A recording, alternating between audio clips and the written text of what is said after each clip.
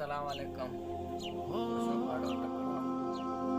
असां सैलाब में जेको आहे त तबाही मची वई, का शइ बि न आहे, जेको आहे न कमरो न छा आहे, टेम तड़का का शइ बि का शइ बि न कयो। असां काॾे वञूं? जेको आहे तबाही मची वियो सॼो, जेको आहे घर दर पदर, ॿाल दर पदर, हर शइ दर पदर। असां ग़रीब काॾे वञूं? जेके वॾा पेट वारा जेके आहिनि उहे ख़्याल बि ग़रीबनि जो नथनि, पाण जेको आहिनि जेको ई पेट में हणनि था। ग़रीब जो को बि न हेठि ऐं तणे, ग़रीब जो अलाह आहे, अलाह खां सवा को बि न आहे, अलाह खां सवा को बि न आहे। सॼा जेके इहा आहिनि अलाह जो हेठि ईंदा, इन्हनि खे ख़बर पवंदो कब्रिस्तान में घिरदा पोइ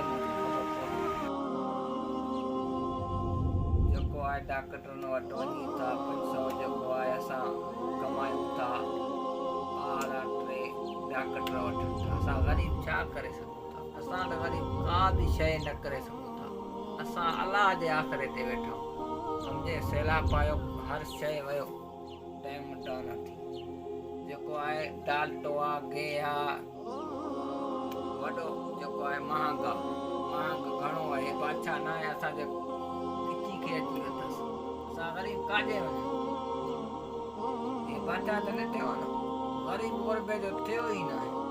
हे जेको थियो आहे पैसे वारे जो थियो, जेको पैसो मथो अचे थो हेठनि खे ॾिए थो, हेठि तबाही मुल्क खे मचाइनि था। सभु कम ई हेठनि जा आहिनि, वॾनि जा त न आहिनि, हेठनि जा आहिनि। ओॾो अचे थो हिते पर पेट में दब पंहिंजे में, ग़रीब जो को आहे बि न।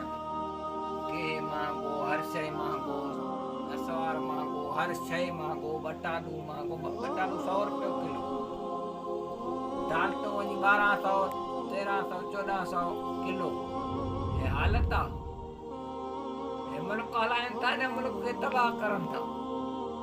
हिननि खे अलाह पुॼे, जेके खाइनि था अलाह कंदनि, अलाह वरतनि।